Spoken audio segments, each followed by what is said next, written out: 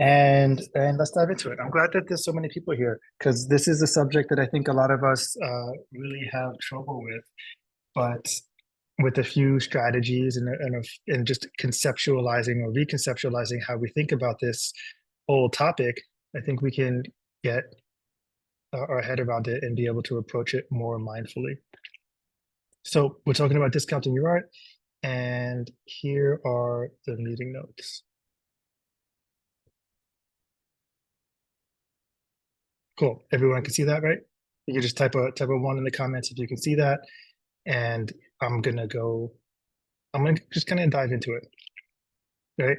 So with every training, we have adjacent learning. Okay. So if you are in the Artpreneur Essentials program, then you can go find the 7 principles of marketing and messaging. And we're talking about why now and consequences. So this is a really important topic, that a really important aspect of offering discounts, and the why now principle is one of the 7 principles that are going to help you get through that. There's also the pricing your art with confidence. And in the members group, there's the complete guide to pricing your art or something like that. Both of those videos, both of those tutorials are going to help you take this topic of discounting your art a little bit deeper. And then the masterclass is available to everyone. So if you haven't seen the sales portion of the masterclass, type in masterclass in the comments and we'll get you that training. And then there's the bonuses versus discounts. This is going to be a big part of what we're talking about today, because this is a new way or a different way of approaching you selling your art. So this is available, both of these ones in green are available to members, the ABCs of sales, and those are going to help you go again deeper into the sales conversation. All right. So discounting your work is a nuanced practice, right? How many people have been asked for discounts in the sales process? Like someone straight up said, "Hey, can I have a discount for the work?" Right? If that's happened, put a 2 in the comments, put a Y in the comments. And it's happened to me, and like the one that sticks out the most to me is I was at a show in where the fuck was I? It was in downtown Seattle in a very like wealthy area, and this guy came up to me, and he'd already been to the booth but didn't talk to me, and then he circled back and was like, "Hey, I love this, but can I get a little bit of a discount from you, or can I get it at like can I offer you this?" I think he offered me a lower price, and one of the things I realized is that some people do it for fun. Like they ask for discounts for fun. And you kind of just have to realize like what is the person, like who is asking me for a discount and why do they want it? So we're going to talk about what to do when people ask you for discounts versus when you offer discounts as well. So it's a nuanced practice that can help you close a sale, or it can damage the perception of your art. So how you approach this topic is going to dictate whether the person on the other end of that conversation is walks away feeling like they have a win, like a win-win situation happened, or that your work is less value than you had initially presented it as. So pros and cons. Increase volume if you offer discounts. I wrote maybe in here, and like I would highlight this if the button was there, but maybe increases the volume of your discounts. So discounts can stimulate sales, they can during slow periods, and they can make your art more accessible to a broader audience. This is true. Like it can make your art more accessible to a broader audience, but you also have to decide, is your art for a broader audience, right? You can also run discounts to clear inventory. A lot of artists who are not in the digital realm have inventory, and you can do sales to reduce your inventory. But let's talk about that more in the bonuses versus discounts. Okay. And then you can build customer loyalty by doing exclusive discounts. Customer loyalty only works for people who are customers. So discounting your work to non-customers is not the same thing. It doesn't build loyalty. It trains an audience on the fact that your price is lower.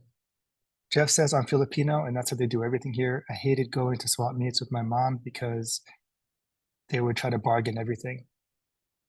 Uh, yeah, I'm Filipino too, and I kind of feel that, but we can tactfully train them away from that, the people who you're talking to. So, maybe we'll get into that at the end. Attracting new buyers by discount. I don't really believe that this is the result of discounting your work. Uh, but in a marketing campaign, it could reach more people because you're doing this discount and more people are sharing. So, hesitant buyers might make their first purchase if you do a discount, right? But I would be selective of who you offer these discounts to. And then marketing opportunities. So this is kind of the one that all of you think about when you think about doing sales on your work.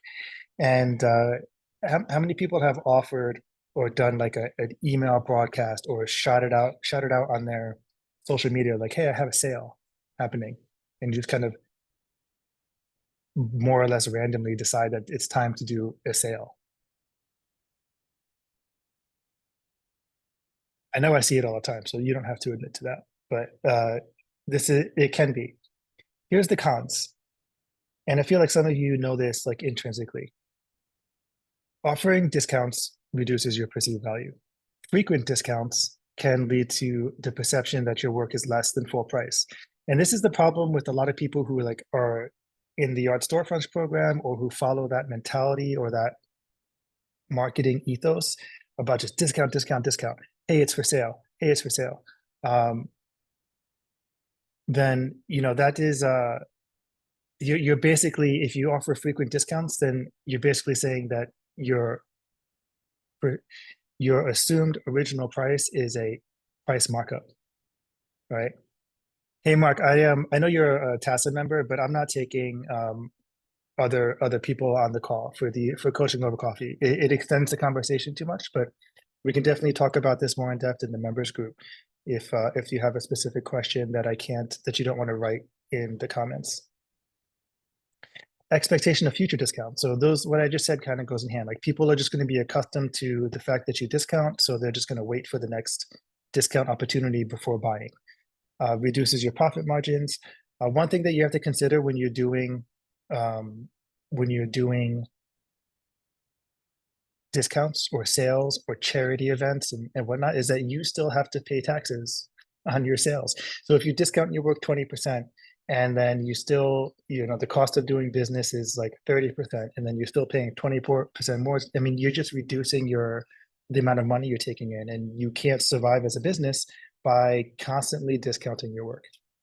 Damages your brand, it impacts other collectors. So if you have prior collectors who bought at price X, and then you are offering a sale, and there is a margin in which they start feeling like they've been conned or that they paid more than they needed to. So I'm very selective and sparing when I do any type of sale collecting opportunity.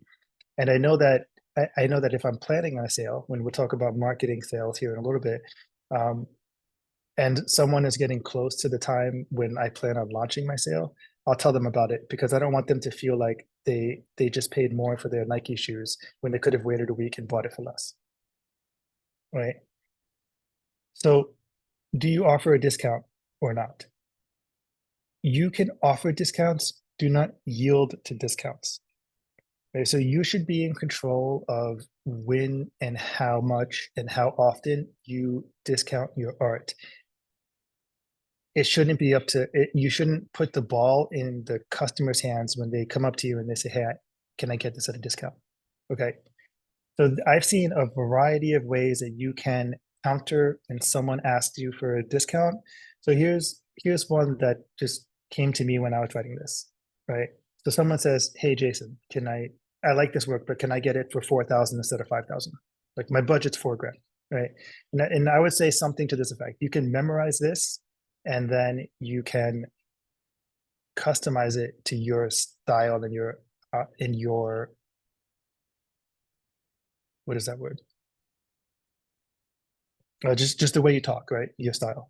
So my prices reflect my career and all the people who have supported me in the past. I strive to keep my work accessible and to be fair to the collectors who have invested in me. But now is a really great time to invest in my work because my prices will be going up soon. Right. And then in this text, you can add to this. I'll just copy this and put it in the chat. Right. You guys can copy that if you want.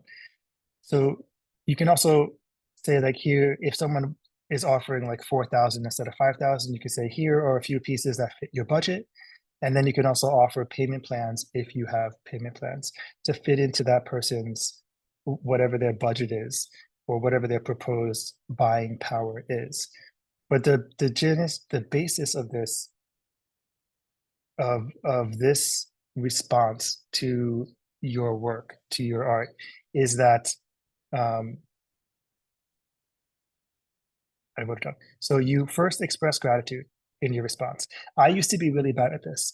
On social media, in person, whenever you are facing anything that you don't like, you should step back and reflect with gratitude or reflect with positivity, because that will always keep your brand and keep the general perception of who you are online in a positive light.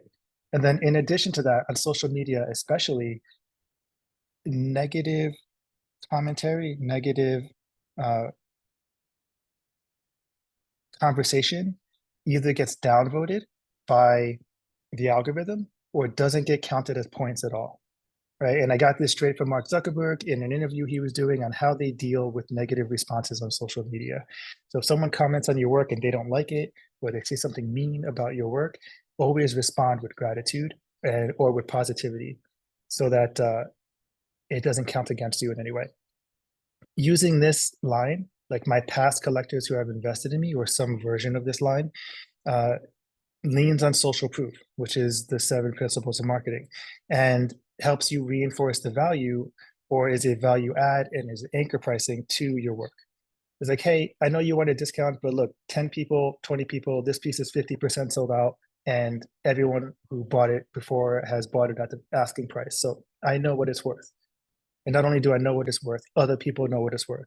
And I have pricing history. So no, I'm not discounting this piece for you. You can offer alternatives to continue the conversation. Like, hey, so someone asks you for a discount and you say no, but I have these other pieces that might fit into your budget, right? Or might be what you're looking for. And here's the thing about discounts. Pay less, get less. Okay. So if someone's budget is smaller, then you give them less, right? You don't give them the same amount for what they are asking, uh, for what you were offering originally. And this does two things. This reinforces the value of whatever your initial offer was, and it also expresses that you are, oh, I guess, just firm in your business and your brand, right? This works for both selling fine art and also selling services. Like for those of you who do like tattoos, like Heather does tattoos, or you do portraits, like Maella, one of our groups, or Mela, sorry, um, does commission work. So someone asks for a commission and you're like, okay, my 30 by 40 commission for what you're asking for is $10,000. And they're like, oh, well, would you take 8? And then you respond, well, for 8,000, I would give you a 20 by 30, right? Or whatever the step down is. This way, you reinforce the value of the original product that they were asking for. Jeff was saying, I was thinking of starting low to build a following and then raise my price. All right, Jeff, save this question for later and let's talk about it at the end. And also, this response maintains professionalism. All right, we talked about that a little bit a few minutes ago, but you want to maintain your professionalism and your professional appearance online. Okay, so now let's talk about 2 strategies in discounting. You can discount to close the sale, or you can discount as a marketing tool. Okay, so if you're discounting to close the sale, you want to lead with value. Like, let's say a person says it's out of their budget and then you offer a discount, right? This isn't the same as a person asking for a discount. You're leading the conversation by making an offer. The first thing you always want to do is lead with value, because if someone says it's out of their budget, you don't actually know what that means, right? By out of their budget, they could mean that, they have 30 grand in the bank and just didn't feel like spending 3 grand today, right? Or it could mean that, they have, it's just out of their regular spending budget by a few $100s or whatever for like monthly payments or something. You don't know what that means. So before jumping into here's 10% off, you could focus on why they wanted the art in the first place, right? So price isn't always the objection. So focus on the value of what they're buying first, and that might lead them to say yes. But if it doesn't, then you can offer a discount, whether it's 10%, 20%. I personally do not discount more than 15% publicly on anything. Privately, I might discount more depending on the conversation and who I'm going for and whether or not I really want the sale or not. But publicly, discount 15% is the most I give, and I only give that to veterans. So if I'm doing an art show or I'm doing an event or I'm having a sales conversation with someone, then uh, if I make an offer, the offer is limited to something, right? It's either limited to the event or limited to the end of the month or offered for 2 weeks or offered for a quarter. Uh, but you're leveraging the right now principle or the why now principle is how you can make an offer and then not have to stand by that offer in a year or outside of whatever the perceived time for right now is. And it also helps people make a purchasing decision now, right? So I messed up this one time. I had a very uh, what is it called? I had a very near sale to someone in Oregon, and I was like, I offered them a discount, but I didn't limit it to the end of the month, and then they didn't buy. Right? They didn't have a reason to buy right now, so they didn't um, buy at all, and that was a big miss on my part, right? So I offered them a discount. I should have said the discount ends at the end of the month, and that's that. But that also gives you a framework to follow up. So if you offer a discount and you say my discount ends in this offer ends in 2 weeks, like you can have this piece at 10% off uh, if you collect before the end of the quarter. So, you know, 30 days or something, or for us, it's like 4 days. Then you can follow up 2 days before the end of the quarter and say, hey, have you thought about that discount? Do you want to take advantage of it? But if there's no limit and no end to the conversation, then you you're left in limbo in terms of closing that sale in the follow-up process. There's things you can discount without actually discounting your work, without really discounting it. So when I give people a price, like generally my work uh, is $3 a square inch. $3 a square inch. So in my head, this number is includes shipping, right? So, but I don't often say that. It's written on my website, but some people, people don't read. So in the conversation, as I will say, oh, I'll ship it for free. And then they feel like they're getting something, or they're getting a discount, or they're receiving a bonus instead of me actually like losing on my sale, right? Something else that you can kind of discount a little bit, depending on where you live, is tax. So if someone's on the fence about buying, you could say, how about I eat the tax? Right? Or, for the weekend, I'm eating the tax. And this really works at art shows. And it depends on where you live and how much value this has. Like here in Washington, tax is 10%. So you're telling people they're going to save 10% on what they're going to spend, then that might be something that you can discount without digging too deep into your pockets. Um, I had another note on this, but I kind of just slipped my mind. Do you guys have any questions on this so far? The last thing I have here about discounting to close the sale is that before you enter the sales conversation, before you go to the art show, before you show up at the gallery, you need to have a line in the sand about where you're going to draw the discount on, where you're going to draw the line on how much you're willing to discount. Okay, so if I do an art show and Ali is there working with me or Luvan or someone, I don't, I know going into the show and I tell them before going to the show that you guys can offer a discount if the conversation warrants it, but my line in the sand is 15%. I never offer more than 15%. So if someone says no to that or they want more, then my art isn't for them. So and that's what I'll tell people before I started using this more like politically correct text, right? I used to just tell people, I just don't think my art is for you. Okay.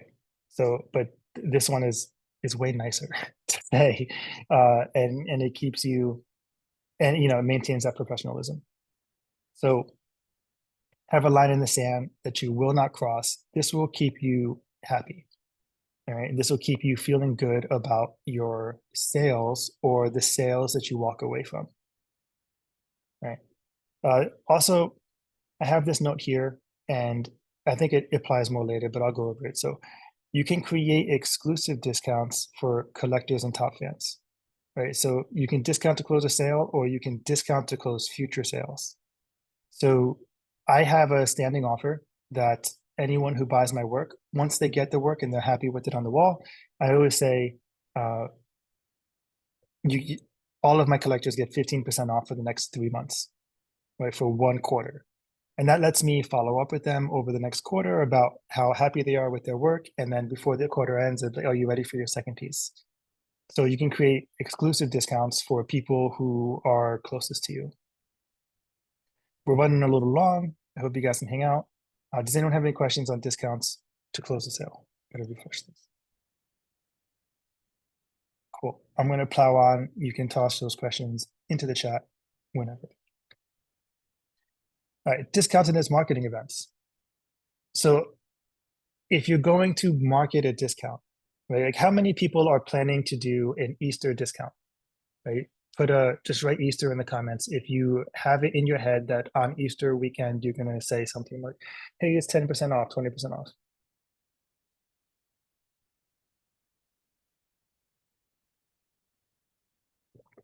Auctions. Lori's going to do an Easter discount. Heather wasn't planning to. Jennifer, I think that's a question we got to save for the end because I don't know how that applies to discounting. All right.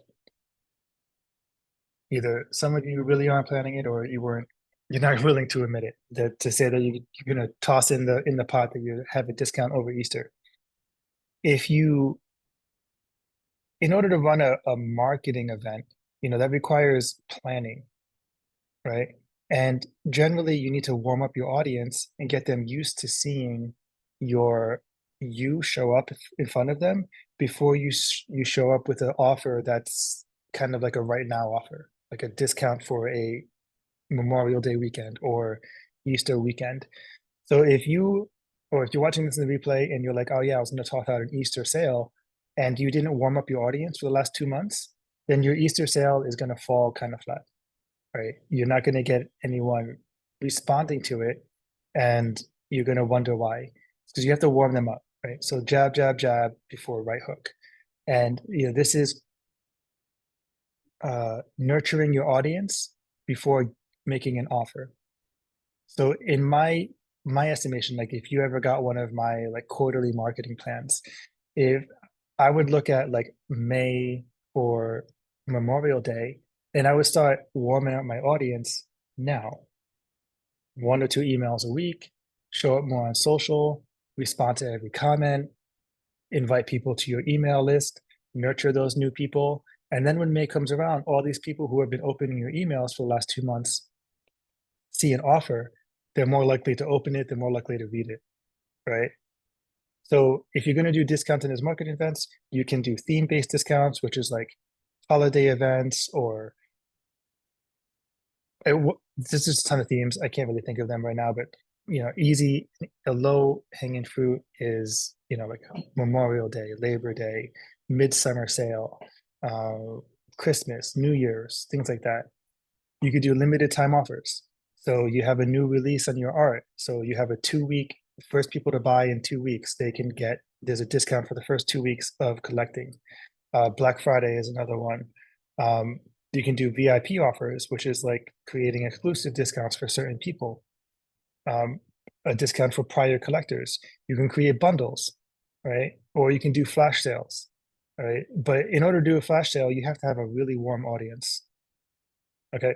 So discounted as market events, the main thing I want you to understand is that you have to reach out to people multiple times uh, and nurture your audience before you can spend that social capital on telling them that there's a sale. Lori says, I feel like the discount worked for me because she already asked for another portrait in 6 months. So this is a valuable today. Thanks. This is so valuable. Okay. Um, so bonuses versus discounts. Right. Bonuses add perceived value to the original purchase, whereas discounts reduce the received value. Right. This is psychology 101. So people are more likely to see value in more than value in paying less. They're more likely to see value in receiving more than value in receiving the same amount for less. And we're just wired that way. That's why buy one, get one works so well. That's why 2-in-1 offers work so well. Um, that's why upsells work really well, right? Because you're giving people a bonus versus giving people a discount. So before I do this to discount a sale, I offer this. So this works also really well if you have a lot of old work that you haven't sold, like sitting in stock, and you want to move it. Someone is interested in a piece of art, but they're on the fence. You can offer them a bonus piece or a piece as a gift, right? I never say like for free or anything like that. So you say, yeah, I'm offering a piece as a gift if you collect right now. And then they're getting two things instead of getting one for the same price, which is more valuable to them psychologically than paying less for the thing that they're asking for. So before I offer a discount, I offer a bonus. Right. So this also encourages larger sales. You can upscale or you can upsell someone. So a person shows you their wall and it's like a 14-foot wall. So they want a big piece for the wall. But they can only, or they're only willing to spend on a smaller piece. You could say, well, hey, if you get the bigger piece, I'll give you this other piece of art as an accent that will go really well in an adjacent room or in another space. So now that you're upselling on the original purchase and giving them something else in addition to it, right? And then in some instances, you can frame, right? This is a big word in sales. You can frame a discount as a bonus, right? You guys are really quiet today, so I don't know if you're getting this or not, but let me know. You can frame a discount as a bonus. So that's like when we talked about shipping, you could frame a discount as a bonus. I'll toss in free shipping for you, right? Instead of saying, it costs 10,000 with shipping, but I'll discount $1,000 for that. You say, I'll just toss in free shipping so you don't have to pay for that. So you can frame discounts as bonuses, right? So rule of thumb, and we're here at the end of this. Set your prices so that if someone buys from you, you feel well paid, right? The worst feeling in the world, and I think some of you know this, is be feeling resentful about letting a piece go for less than you think it's worth. And that makes you feel like it just makes you feel like mud, you know? So if you let a piece go for less than it's worth. So this is why you have that line in the sand when you are at art shows, so that in the pressure of the moment, you have a predetermined line that you will not cross, right? Just set your rules for yourself. And and this is why you kind of just develop business policies. You can, one thing that people are really used to hearing is that, you know, you have a policy. right? Because you're a small business. So when someone says like, hey, would you take 3,000 for this? And you could say, if you're really nervous about just saying no, you could say, well, my policy is that I only offer as much as X, and 3,000 is way more than X. So, perhaps my art's not for you, or perhaps this piece isn't for you, but I do have something else that fits in your budget. And then you can show them this other thing. So set that line so that you feel well paid with no resentment. And then the other rule of thumb is that, no matter what price you set for your art is still the same art. Right? It's still just as good as if someone would pay you 200,000 or $200. The price of your art doesn't make your art better or worse. Right? So don't use dollar values to validate yourself as an artist. Right? Nothing is worth anything unless it actually sells to someone, right? And someone hands you money and takes your art in exchange. But don't pin the value of your work on the price of your work, right? So that's it. If anyone has any questions on pros and cons of discounting, let me know. If this was valuable, helped you out, please let me know. And I'm going to reread some of these questions and see what I can answer. I'm going to start with Jennifer, so I think it's easier. Like, what do you mean auctions online?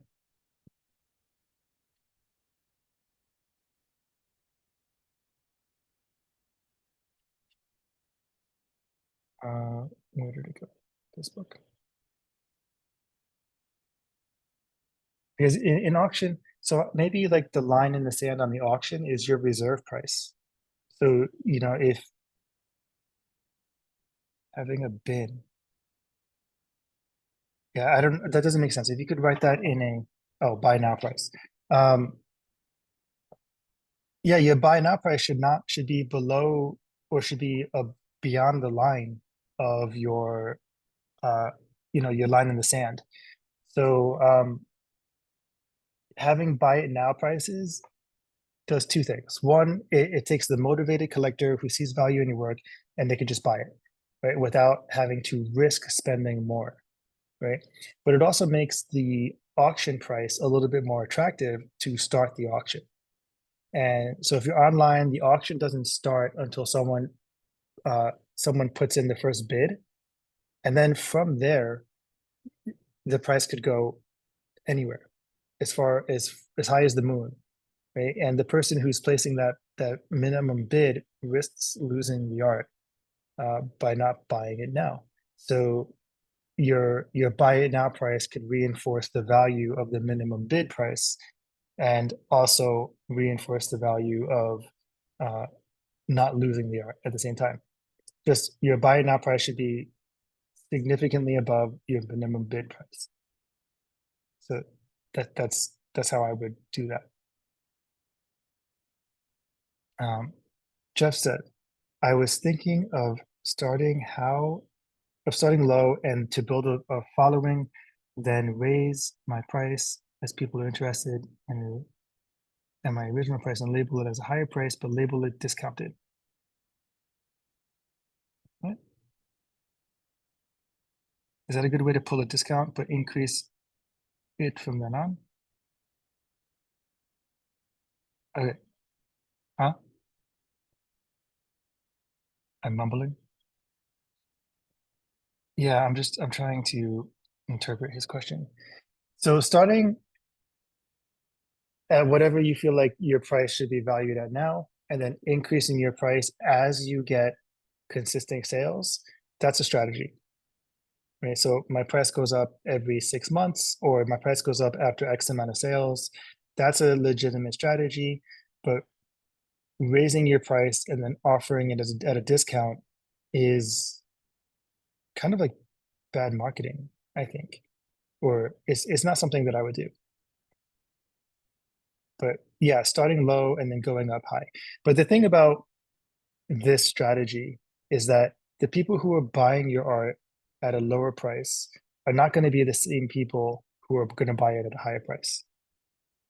Like, people aren't going to work their way up the economic ladder to spend money up here. So when you're marketing down here, You have to understand that if you intend to get up here, you're going to be leaving this whole audience that you built at around this price. You're going to be leaving them behind.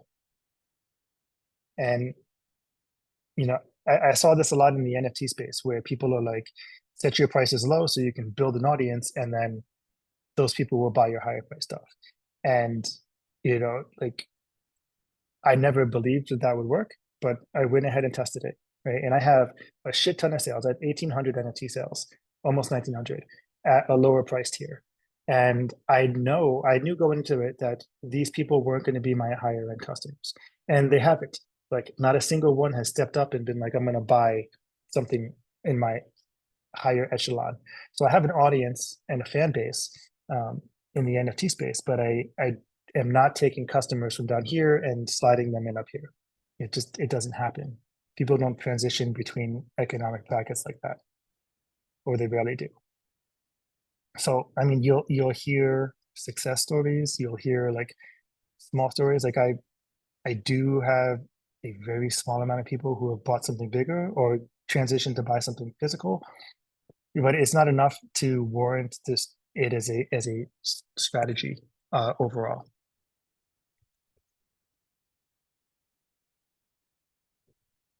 All right.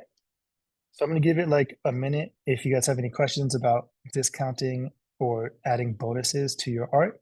And then I'm going to take a little bit of a break.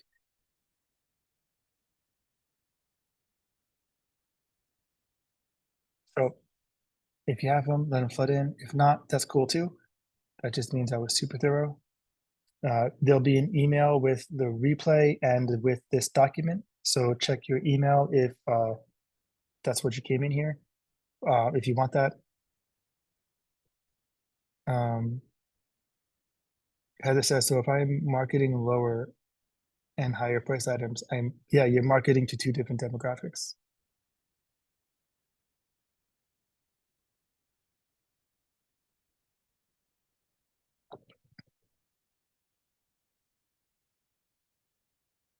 Tracy says, people often ask me questions about my art prices process, and when explaining about knowing who your artist is and how they create is important to have a lasting piece. For example, I spend time on prep and quality.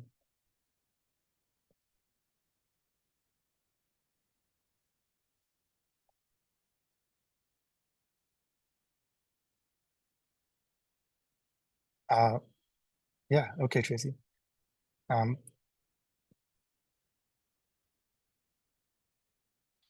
okay, yeah. So explaining the process to people and explaining the cost of building your art is is um is definitely a value add to your potential collectors. But I don't think that the process necessarily determines the price. I had someone tell me, someone was talking to me earlier, and they were like, I can work a lot faster now, so should I charge less? Right. And I was like, and my analogy for that is Lamborghinis drive a lot faster. They get you to your destination faster, but do you charge less for them? No, you pay more for the faster car. You always pay more for the higher skill or the higher development. So, whether or not your process for creating is super deep or in depth or time consuming or expensive, it doesn't necessarily impact the price of your work. So if you were talking to someone and like, oh well, this piece only cost me or took me a day to make, so I can charge a lot less for it. Unless you're doing volume sales, then that's not a reason to discount the price of your work or to charge less for it. So just consider that when, if your if your emphasis on the value is your process in building the work, then you're going to fall or you're going to arrive at a contradiction when the process isn't as deep as some of your other pieces, but the work is just as good or better, right? So on the way out, if you're in the Artpreneur program, there's going to be check into the program by tomorrow. Our first Q&A and private coaching event is going to be scheduled for early April, and I look forward to chatting with all of you. If you want more info on the Artpreneur program, type in ArtMe in the comments and we will hook you up. Excited to get you guys more training and more in-depth help.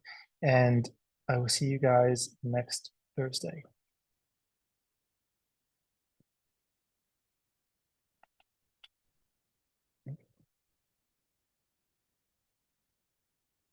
Laura, you're already in the program.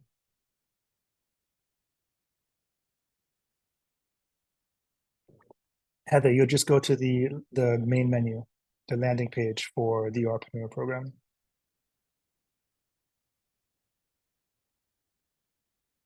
There will also, of course, be an email.